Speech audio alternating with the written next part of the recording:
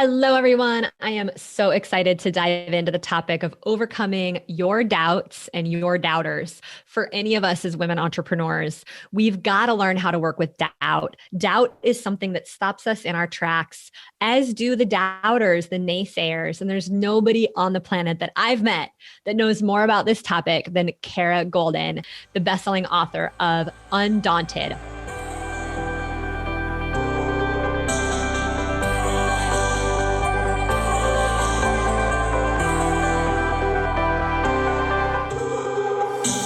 Kara has been named EY Entrepreneur of the Year 2017 California and one of InStyle's Badass 50s in 2019. And Kara hosts the amazing podcast, The Kara Goldin Show. In the incredible best-selling book, Undaunted, Overcoming Doubts and Doubters, it was released just a few months ago. It's hit the Wall Street Journal and Amazon bestseller lists, and Kara is here in the Bay Area with her family near me. So excited to have you, Kara. Yeah, thanks for having me. I'm very excited to be here. For those of you who have a product inside of you or who know you want to really grow a business and just scale it beyond what you could even imagine, Kara is somebody who's done that. It's so impressive. You know, Kara, you're out there calling yourself an accidental entrepreneur.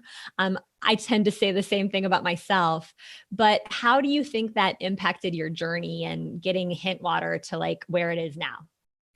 Well, I really focused, and really not even intentionally, but focused on this problem that I was trying to solve in my own life, which was, as you and I have talked about before, I did not enjoy drinking water. And I drank diet soda, Diet Coke in particular, for years, not actually thinking that I was doing anything wrong. And after I left my career in tech, I was taking a couple of years off and started my family and was just kind of living and doing what I was doing. And suddenly I realized I had gained all this weight. My skin had developed really kind of funky adult acne. And my energy levels were really impacted. And I thought, during this time that I'm taking a break, I'm going to get healthy. And so I started to go through a process with food, but no one actually shared that it could possibly be this diet soda. Again, this was like 16 years ago now.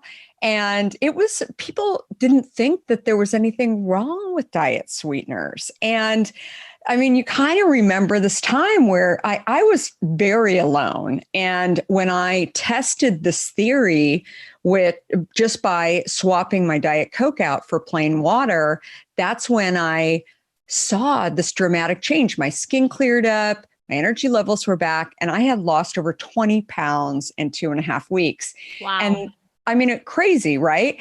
And so people would ask me when I would see them, what are you doing? I mean, you look dramatically different, because it was a big change. And I would share this with people. And then finally, about a year into this journey, I went into my local Whole Foods in San Francisco, and I started looking for a product that had fruit in it, because to be honest with you, I thought I was going to start cheating, right? Because I was so bored with water, and I thought, I don't really want to put juice in because it tastes sort of watered down. And instead, if I just had a little bit of fruit in it. And that's when I recognized that there was this hole in the market, but I certainly didn't think that I was equipped, because I didn't have the experience to actually go and solve this problem. But the more I started thinking about it and just my excitement around what I had discovered, I never felt like that when I was in journalism, when I was in tech. And that's when my curiosity really cropped up. And I thought, okay, well, today I'm going to try and figure out, how do I get a product on the shelf? And then tomorrow I'm going to try and figure out how I find distributors. And what I realized in this journey was, I always say I'm an accidental entrepreneur, but I also realized something so key in my life while I was going through this process, that I sort of had fallen out of enjoying or really realizing about me, which was I was so interested in just the idea of launching a beverage company because I was learning and I was educated and I was the least knowledgeable person in the room, right? But that didn't mean that I couldn't go learn as long as I was willing to ask anybody and everybody for help and information and just make it happen. I could not be more impressed with your journey. And I didn't really anticipate going here, but my heart is feeling tugged in so many directions. You know, my dad passed away from colitis and ulcers, which were ultimately caused by what he was drinking. For 30 years, he drank Diet Coke 3 times a day. And I think about, Kara, I think about how many people don't know what they're putting into their bodies. And then they end up with digestion issues and digestive disorders and so many problems like you're sharing with the skin and the nervous system, like being thrown out of whack by putting chemicals in our bodies. And I'm going to get emotional, but it's like, do you know how many people's lives you're changing by introducing Hint, and what a key and essential problem you solved just by being brave? Your book is called Undaunted, and you talk so much about what it takes to overcome doubts, and not only doubts, but doubters. Mm-hmm. And, in training hundreds of thousands of women entrepreneurs myself, like I see us getting strangled by our doubts. And here you are bringing a solution that would have added for sure 10 or 15 or 20 years to my father's life. He'd still be here. And so I just want to know, like, what is your advice for us around overcoming those doubts that feel so real in the moment? Well, I think there's a lot of things that you said. And first of all, I'm really sorry about your dad. It's so hard. Well, it's just real and it's true. And I think that's what makes interviews potent, is like just really speaking the life journey that we're all on, right? Well, and here's what I realized when I was thinking about this idea is that it is so hard. It was hard for me to understand. It was hard for me to get healthy, and I just about gave up. And I truly looked at this can of Diet Coke one day and saw the ingredients, and I thought, what am I drinking? I mean, I care more about what I'm putting in a car. I just don't question it because the packaging is pretty. There's, celebrities, they're on TV, showing me that they're drinking it, and it's called diet. And what's really bothered me, I don't know if you've ever thought about this, Sage, but I don't know when I decided that the word diet was an added benefit. I'm quite sure when I took a vocabulary test, right, in grade school, that diet was, I wouldn't say it's a negative word, but it's something that you kind of don't want to do. Right. Do you know what I'm saying? And somewhere along the way, and particularly for teenage girls, that is when they start. And they start looking at diet as something, and it's something that they do, but maybe they don't want to do it. But then we put it on a can and we say, oh, that's better for us.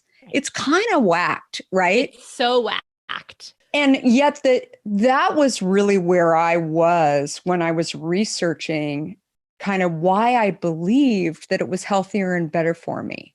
Mm-hmm. And then I started looking at things like low fat and the science behind something being better for you that's low fat. And even they've done studies around this drink vitamin water, right? And vitamin water was never my thing, but it was, it's a huge company. A lot of people drank it. And I think people call it brilliant marketing. And yeah, it's crazy though, how many people have gotten addicted to it, because only up until a couple of years ago, did they even have a diet version of that drink? But vitamin and water, they weren't guaranteeing how many vitamins you got, right? They just said there's vitamins in here and there's a ton of sugar. There was as much sugar in a vitamin water as a can of Coke. And so consumers every day fall into these traps, right? Yep. And so I had fallen into that trap, but I thought by launching a product, I could actually help people get healthier. I remember speaking with a girlfriend of mine when I was first thinking about starting this idea, who worked for the Center for Disease Control. And she was telling me, she still works for the Center for Disease Control, but she was telling me about this new division within the CDC on type 2 diabetes. And at that time, 15 years ago, it was like 2% of the population had type 2 diabetes or prediabetes. Today, 45% has type 2 diabetes or prediabetes. And the thing that is so bizarre on a lot of levels is that most of those people that they've studied say that first of all, type 2 diabetes as compared to type 1, you're not born with it. So something happens along the way, and it could be some tie to your genetics or whatever. But in addition, these people are claiming to be drinking diet and eating low fat. So what are we doing? We are increasing the risk of health issues. And knowing this, yet nobody talks about that. Diet soda is, it's crazy. And I think, crazy. Right? And so brainwashing. it is. And so for me, I still to this day, when people say, what's it like running a beverage company? I have to sort of kind of get my arms around that concept for a minute, because yes, we are a beverage company, but for me, the beverage has always been the tool to actually help people get healthier. Yep. And so it just was something that I felt like I was gifted to really go and do. And again, I was addicted to this stuff. And I thought it was crazy. And people said, oh, did you go down to 1? No, I just stopped. I just said, I'm done. I'm finished. And the number of people from the day we put our first bottle on the shelf at Whole Foods, probably coming from the tech industry, we put an email and a phone number on our bottles. And it was crazy how many people were calling us and emailing us off of that bottle. And I'll tell you, going back to your original question around the doubters and, how do you kind of get through these people? I remember, first of all, I had my own doubts. And then I would share with my family or my friends that I was going to go and launch this beverage company. Family and friends are the worst because they want you to be safe, right? They want you to do all the stuff that's easy, right? So they're never going to tell you, or 99% of them are never going to tell you to go out and do it, right? Totally, right? No. And then the beverage industry, I ended up having one of the stories in the book. I ended up having this meeting about a year into this when I was just about to give up because I just couldn't figure out how to get traction.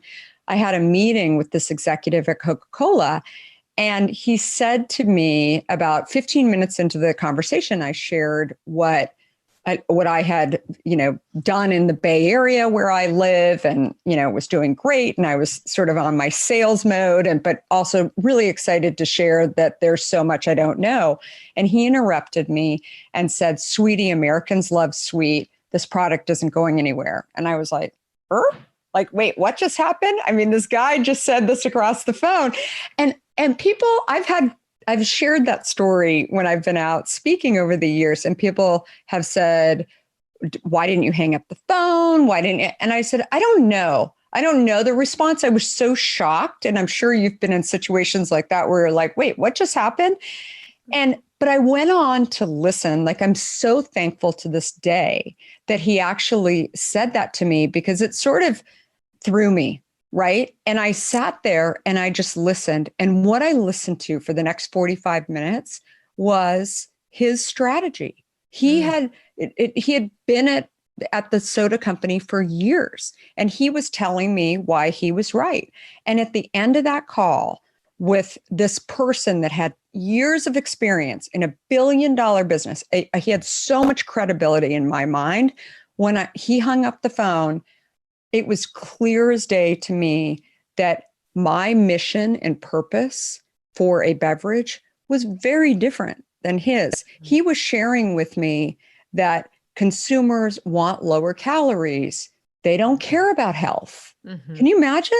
The come from perspective it's got to validate the place that you're coming from as well, because you're like, wait a second, like it's a new era, it's a new decade, it's a new dawn. Like look at what's happened with Whole Foods, look at what's happened with the wellness industry, right? It's the second fastest growing industry, right? But he couldn't see it. And that's what I always say to people is sometimes the people that are on the outside are actually the most dangerous to the industry as a whole, because they see something. Now you have to be able to execute. Right. On that. But today, and I've read on so many entrepreneurial stories along the way, and it's the same thing. It's not the people who come with loads of experience and that actually go and figure something out. And again, you can see this in lots of different industries. So, but that meeting where he was dismissive, rude, whatever you want to say, I was so thankful for that meeting. I got off and I said, I have a decision to make. Yeah. I either quit or I throw my foot on the gas, because he's going to eventually figure it out. He has way more money than me. And so I just got to get going and execute better. Yeah. So that is my doubter story. Talk about fuel under your fire, right? And it's like, I think that's a key. You're speaking to something I really believe, which is one of the secrets to success is really speed. It's really momentum. It's really, like I've watched you do this. It's like you get the nudge from the universe, you go for it. You also said something that I think is so important, which is you don't identify with being the CEO of a beverage company as much as you identify, forgive me if I'm, changing the words around, as much as you identify with someone who's out to help people, really create amazing health, right? Totally. And I just think so many women entrepreneurs get hung up in this because we're so passionate and we're so on fire and we're so nurturing and we want to help everyone. It's like, I never set out to be a business coach. I set out to change the way business is done. It's like, I help people. Right. To help people, help women value themselves, help women have lives where they can make incredible money and live on their terms and give back. And that ended up looking like business coaching. And if I had gotten hung up on business coaching or being a digital marketer, I would have gone into resistance a long time ago. And so I just want to ask all of you that are listening, where is that place where you might resist the thing that's tapping you on the shoulder because you don't identify that way, but that tool, that product, that service is the doorway into changing the world, just like with what you've done, Kara. And I think that one of the things that you've done, and you're speaking to it already, is, you've gone up against major beverage companies. You've had conversations with people like the man you were just talking about that who have basically just said to you, like, you don't know what you're doing. This isn't going to work. And you've literally looked that resistance in the face and you've said, watch me.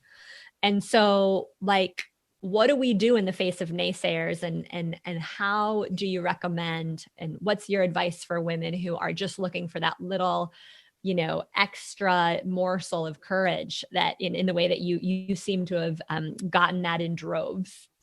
I think training your brain to look at these naysayers and think, what is their purpose, right? So the gentleman at Coca-Cola had a purpose, right? And he had been trained to think a certain way, very different than what my purpose was. And so I wasn't angry at him. I didn't get off the phone depressed and defeated. Instead, I just was like, okay, we're different. And so if you ever get that opportunity, so often we stop at, oh, this person said it was a bad idea. They have way more experience and they know. Instead, really think for a minute, and maybe you do it by journaling or whatever. Maybe you do it in your own kind of private time. You don't talk to another friend about it or whatever. But if you can actually get, what your purpose is, right? If you can get to their purpose and really understand why they might be thinking, so often when you're feeling defeated, if you look at why they would say such a thing, then you can see that you're on two different rivers. It doesn't matter. right? And you just keep moving. And I think that that is so important. And I also felt that it was so valuable because he really gave me the strategy behind a multi-billion-dollar company and how they thought about things. I mean, it was amazing, right? Not that it was that useful, but it more than anything, it told me that he wasn't coming down my river anytime soon. Right. Right. And so I was really happy about it. And I think that if you look at situations and actually see ones that bother you, again, this is a deeper sort of conversation, but I don't think that people generally are bad or intentional. I try and lead my life thinking that people will say things because that's what they believe, right? Maybe they've been Right. trained to believe that way or whatever, but they might be wrong. And oftentimes they are, right? And if you just sort of live like that, then you'll be happier. Yeah. Yeah. I am so picking up what you're laying down. And I love that this is a deeper conversation because I tend to attract pretty deep women. So the women who are Yeah, listening I love it. they're deep thinkers and they're listening to you from a deeper place because Kara, you are this magnificent combination of heart and head. And I think that's one of the things that women entrepreneurs forget is like we oftentimes we get in our head and then we sometimes lose the heart, the passion, or we'll be like in our passion and we stop critically thinking about things. And what I see you doing is really using your passion as fuel to drive you forward, but using your mind and the brilliance of your mind to keep you in check and to live from that belief of everybody's doing their best. Like everybody's Mm-hmm. trying their best. And if that's true, then rather than taking offense or taking things personally, which I think the taking things personal issue can stop a lot of women entrepreneurs in their tracks or at least Totally. slow them down. And Yeah. what you're speaking to is like, let's just assume that everybody's coming from good intentions. And let's just think critically about this because they're not always right. And they're looking through a totally different life lens. And the thing that's going to make each and every one of you who's listening successful is by continuing to look through your lens, like your particular entrepreneurial endeavor is a mixture. It's a recipe of like all your life experience bringing forth like leading edge of consciousness, like what you're supposed to bring to the market next, whether it's a service or a program or a product. And I just think I kind of want to keep on this just for a couple more minutes because the thing that I see you do so well in Undaunted, I'm going to recommend every single one of you go Oh, out and thank buy a you. copy, buy 5 copies, buy 10 copies, give them to your women friends. Kara was featured in New York Times Square on the freaking big glowing billboard lights. I mean, it's just so impressive what you've done because you didn't need to go write a book. You launched a successful beverage company, but you knew that the bigger message behind the beverage company what mattered to you. And I want to stay on this piece of, forging forward in the Mm-hmm. face of all the figuring out. I mean, I think that's one of the things I've been most impressed about with you. It's like you knew nothing about beverage companies. You knew nothing about scaling a product. And I think it's so easy for women to go, I've been called to do this thing, but I really don't know anything about it. And it's like, who cares? You've been called. Can you say more about that piece? Yeah, I mean, I think it's sort of this life lesson that I've learned as well around constantly be learning. And so I often insert myself into circles where I know zero, Mm-hmm. right? And my favorite conferences, just as an example, are ones where I don't know anyone. I just show up there and roughly there's something there that I think I can get out of it. But I'm kind of ears and eyes wide open when I go and I'm a little uncomfortable and I immerse myself into situations where I'm learning. And that's what I learned when I started Hint was, here I was an executive, I'm running, $1 billion in business at America Online, running their e-commerce and shopping. And I stumble upon this idea for a beverage company and I'm carrying cases into Whole Foods and stacking bottles. And I've never had so much fun. And people were like, can you make a business out of this? And I'm like, I don't know. I mean, I think so. I hope so. At some point, I'm working my butt off. I mean, I hope I can do that. But the fun of it was that every time I would get comfortable, then something new would come on the plate. Like I was, you know, excited that I was in Whole Foods, and then suddenly the Whole Foods guy who's stocking merchandising in the store says to me, "Oh, we don't allow vendors to come into the store to actually do deliveries. You have to have a distributor." So I'm like, "Who is a distributor?" I mean, I'm you know, a seasoned executive from America Online. I have no idea what is a distributor. And I said, like the Coke truck that goes down the street. Do you have their phone number? I mean, how does this work? So all of a sudden, all these mini puzzles kind of came into my world. Yep. And so that's what I share with people all the time now, is that always make sure that you got some little puzzles that Right. you just haven't figured out. Instead of looking at those things as a burden, Yeah. look at those as something to look forward to, right? Yeah. Because when you solve them, then you feel good about yourself, and you can look back on all those little challenges along the way and be pretty proud. And that's something that I think, again, until I lived it, I wasn't able to articulate that. But that was the other reason for really getting it into words. I mean, this book, I didn't even intend. I knew plenty of authors out there, but I didn't intend on writing a book. This was my journal. It was over 600 pages. I would be out speaking and talking about, the Coke story. And people would ask all these additional questions. And then suddenly I would say, how did I feel about that? Why didn't I do these certain things? And so I started writing it down. And then finally, about 2 years ago, I think you and I were talking when I finally had committed to this, but I didn't even know how to write a book. I was like, how do you write a book? I guess you get a publisher. Maybe you don't have a publisher. I don't really know how this whole thing works. But again, all of a sudden I had inserted a puzzle into my life, which at moments it was hard, right? Yeah. And that's okay, right? And sometimes you just have to put it away for a little while and then start again. But you're like, okay, I got to tackle this whole thing and I got to get going and figure out if I can actually get some traction on it. And then you look over your shoulder and look back on what you've actually done. And that's my journey. That's my life. And I in my journey, I want to be known as somebody who is creative, who figures things out, who isn't afraid. And I'll even go a step further. One chapter in the book that I talk about is recognizing what your fears are too.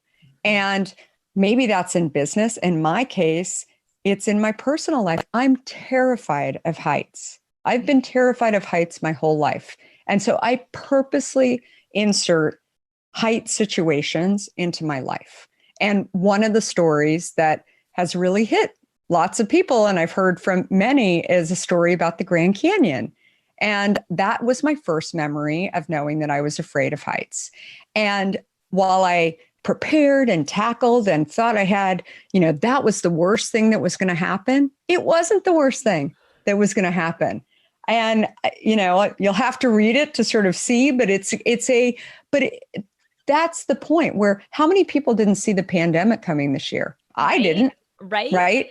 And but when you have enough kind of little puzzles in your life, little challenges, and okay, I got this. Yep. I don't know how, but I do. Then the more of those are the people that will ultimately go and solve the problem. And people have said to me, particularly in March when this whole stuff was going down, in addition, I've got a book coming out, I'm running a company. I mean, we're an essential product. So we're on the hook by the US government to make sure that our factories are running 24 hours a day, that we've got bottles on the shelf. I mean, there was a lot, right? I was very zen. about the whole thing because I thought I can freak out or I can just go and I can do what I can do. And I think that when you have so many little puzzles and so many little challenges, when something really big comes up, you say, this one's a little harder, but I got it. And I'm just going to keep relying on how I dealt with things in the past. I mean, 2009 financial crisis for me was life-changing, right? And taking a lot of those things that I did right and wrong and bringing that into the pandemic, I was like, okay, let's go. And again, you have to rely on yourself, but I can't emphasize enough that setting yourself up with uncomfortable situations and challenging yourself is key. I love what you're saying.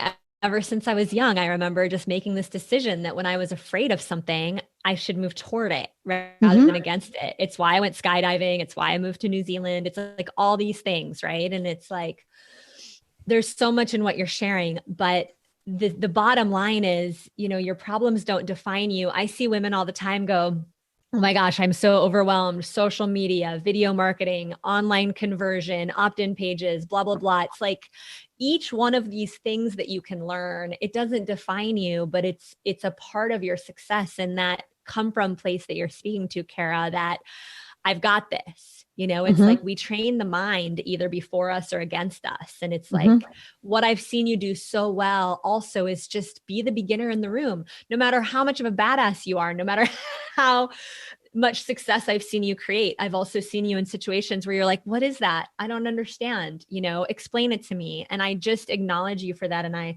invite all of you guys to really be willing, no matter how old you are, no matter how much expertise you have in a certain field, let yourself be the beginner. Let yourself be totally. Let yourself be the lifelong learner like Kara's speaking to, because that's what's going to set you up for that humble magnetism. You've magnetized so many things to you, Kara, and I'm always astounded at how little ego there is in there. You're just humble and you're grounded and you're in this for all the right reasons. And that's what it takes. I remember last week our Facebook ads account got hacked and, it's like, we're going into a launch and like all the things could have come up. And I was like, what if I didn't let this tip me over? Like, what if I was just zen about this? Like, what if I just was like, we've got solutions, we've got backup. And my team already has like 6 solutions in the works. And it's like, there's something that you're speaking to around just the commitment and just the doing what you can do and letting go of that which you can't control. And learning, right? That's the other thing that challenges will happen in your life. They will continue to happen. And what I would say about that one in particular, was there something that maybe you didn't have the right controls on, whatever it was, right? You can always learn from challenging times. And again, they can be challenging times that don't turn out in the end how you want, or maybe they slow things down or whatever. But can you look back? For me, another story in the book that I talk about is an incident with Starbucks. We were in all of the Starbucks across the country, and we got booted out of there on very short notice after a year and a half. And we were doing almost triple the number of bottles that we were to sell every day, but they changed strategy. And they were really apologetic and very nice about it, but they were still kicking us out. And it was a bummer and it was hard. Yeah. I remember one day a friend said to me, but you've got customers, you just have to figure out how to communicate with them. And I said, how am I going to communicate with them? I don't have their emails. I don't know how I don't have money to go launch ads saying we used to be at Starbucks and now we're not. And somewhere along the way, as I was talking to somebody, I said, and it's 40% of my business. And I said, that's what it is. I said, why did I allow 40% of my business to be sitting in the hands of a company that could just change strategy? Right. Right. And so today, and you and I talked about the journey a little bit. Yeah. Yeah. Everybody has a journey. I'm looking at the sales numbers constantly in our company. And I'm like, that's too high. You need to figure out how to have other business to balance that out. And people will be like, why? And I said, and I'll share with them the Starbucks story. Yeah. And they're like, really? That happened? I'm like, it did. Yeah. But the reason I cared about that was because the 40%. And again, from that didn't turn out the way that I wanted it to turn out. Right. But it actually was a super important lesson for me to go back and really look at. So right. Same thing with me when the pandemic hit and we were so dependent on live events. mm-hmm. And I spent 90 days working harder than I had ever worked to get everything virtual. And I thought to myself, I'm never doing that again.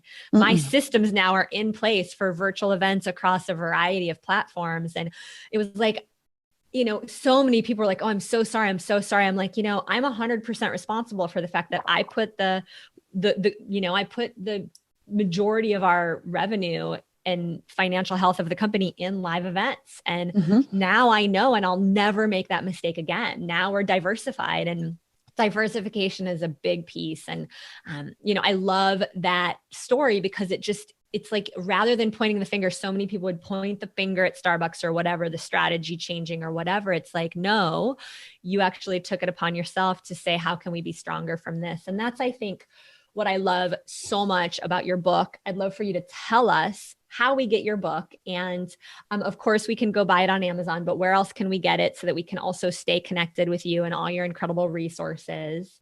I get cases of hint water delivered to my house. I highly recommend trying hint water if you haven't already. Watermelon is my favorite flavor. But, Kara's a truth teller. And there's a saying that says the truth will set you free. And I think when we can wake up each day and just commit to seeing our businesses and our lives clearly and telling ourselves the truth about what we know, we can end up on a trajectory like Kara, where we're changing the world with a product that is improving the lives of so many people. So, Kara, thank you. And how do we get the book? So as you mentioned, Amazon, and then on our site on drinkhint.com, and we'll have a little link as well that you could just click on but either place, and also on Audible as well. But I'm really excited to hear from people as well. As I said, that the number of people, what I didn't anticipate in writing this book, I kept thinking, okay, it can really help a lot of people, maybe entrepreneurs, maybe more than that. But what I'm hearing over and over again is you help me to get unstuck. You help me to realize that it's okay to share my failures and my challenges, that not everything's pretty, right? And some things along the way, as you have read in the book, you're going to have challenges, but it's really how you embrace those challenges and learn from them and go try, and don't allow anybody to stop you from traveling your journey. And it's not going to be perfect, but that's okay. And at some point you have to say that this thing is going to play out the best I can. And it's my job to kind of make decisions along the way that maybe impact it a little bit, but also do what you can. And that's the best you can do.